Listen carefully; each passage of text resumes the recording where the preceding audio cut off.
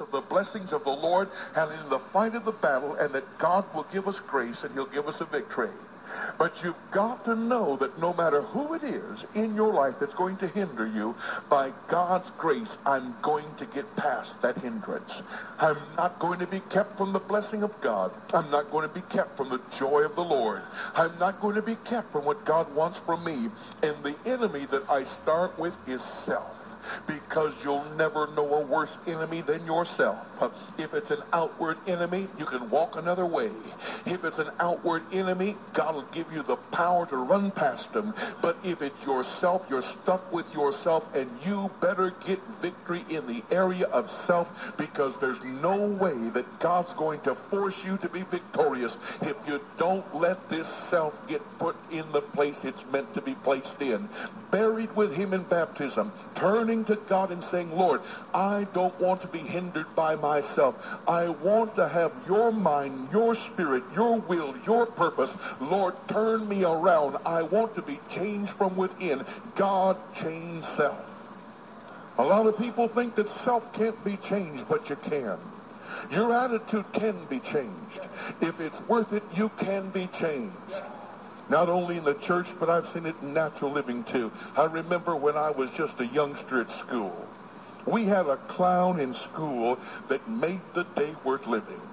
I mean, he would sit and joke from the beginning of the day all the way through. And there was about 6 of us kids.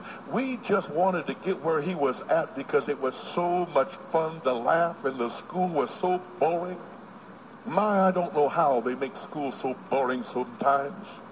I remember music class. They had some of the strangest songs. My Bonnie lies over the ocean. My Bonnie lies over the sea. My Bonnie lies over the ocean. Oh, bring back my Bonnie to me. And you're supposed to get excited about that. And you're in the 2nd grade, and you don't even know what a Bonnie is.